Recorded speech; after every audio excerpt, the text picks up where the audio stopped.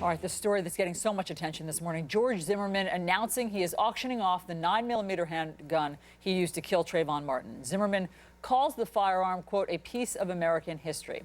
Zimmerman says he will use the proceeds to fight the Black Lives Matter movement. He also told Florida station WOFL that he wants to part ways with the weapon.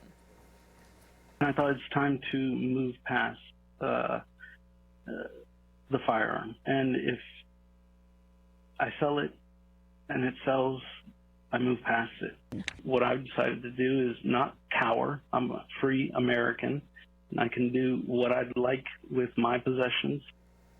All right, let's discuss this with CNN legal analyst Danny Cevallos and CNN political commentator Mark Lamont Hill. He's a host at BET News and a professor at Morehouse College. Mark, I want to start with you. You heard George Zimmerman there saying he wants to move past the incident. Is this the way to do that?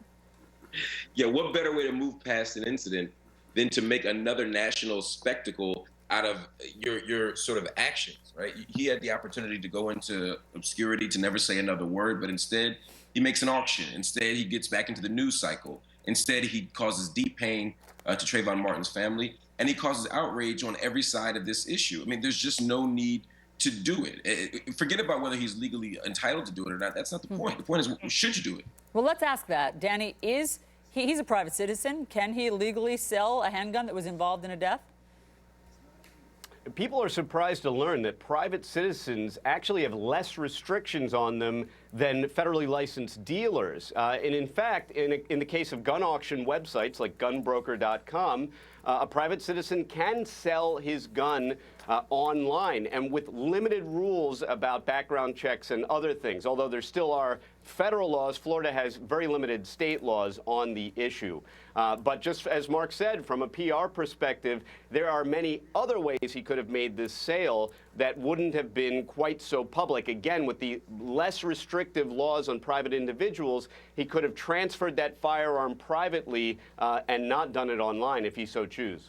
Well, I mean, what he wants to do, he says, Mark, is to make money, make as much money as possible, opening this up for a bid so that he can fight the Black Lives Matter movement. Let me read to you what he has said about that. He says, I'm proud to announce that a portion of the proceeds will be used to fight Black Lives Matter violence against law enforcement officers, ensure the demise of Angela Corey's persecution career and Hillary Clinton's anti-firearm rhetoric. Now is your opportunity to own a piece of American history. He's talking there, of course, about the prosecutor who tried the case against him, but he was acquitted.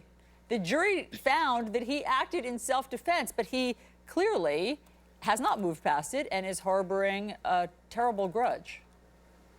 Well, first, I mean, the one thing George Zimmerman and I probably agree on is that the prosecutor, Angela Corey, has not done an effective job. We saw that in the case of Trayvon, Marissa Alexander. We could go on down the list. So I agree with maybe pushing her out of office, but you do that electorally. You don't do that by trying to, instigate rage and incite rage among people who have been deeply wounded by this incident. The assertion that Black Lives Matter has caused the violence against police that we've seen in the last couple of years, and it's not higher than it's normally been if we really look at the data.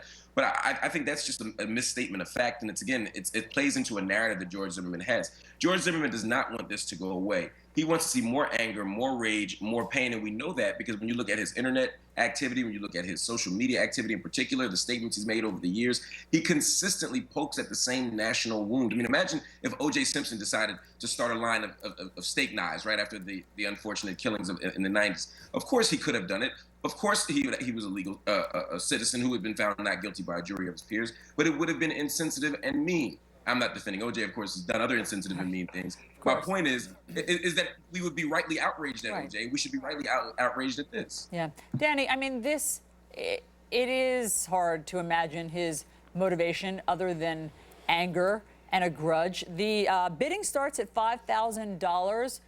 Can any amount of money help him ruin the career of the prosecutor? I mean, what can he, that's what he says his stated goal is? How's that going to work?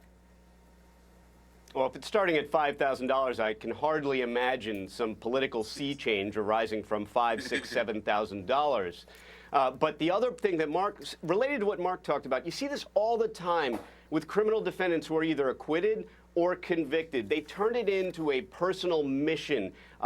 They become sort of activists for their own personal views. And I can't tell you how often it's such a bad idea. George Zimmerman was acquitted. He should just move on. It's an understandable position for criminal defendants because it feels like the world is against you when you're being prosecuted because, in fact, the world is against you. And in Zimmerman's case, the entire world was against him. So from an emotional perspective, you can understand his sort of behavior acting out against people, but it certainly isn't a prudent course of action. And anyone would recommend that whatever his personal feelings are, he really shouldn't put it on social media. Here is how the Trayvon Martin Foundation is responding to this. They say the Trayvon Martin Foundation is committed to its mission of ending senseless gun violence in the United States. This election season, we are laser focused on furthering that mission. As such, the foundation has no comment on the actions of that person. Mark, your final thought. Good for them. This is exactly the type of response we want. What George Zimmerman wants is a big battle. He wants a national outrage, and I don't want to see that happen. The one thing quickly I would disagree with Danny on is that everybody wasn't against George Zimmerman. People paid for his legal defense. People show up and ask for his autograph, and I think he's hoping that he can get a critical mass of people behind him too, not just to buy the gun, but to buy into a really dangerous narrative. I hope we don't take the bait and we do what Trayvon Martin's family has done, which is ignore George Zimmerman. Okay, Mark, Danny, thank you. Thanks so much for talking about all of this.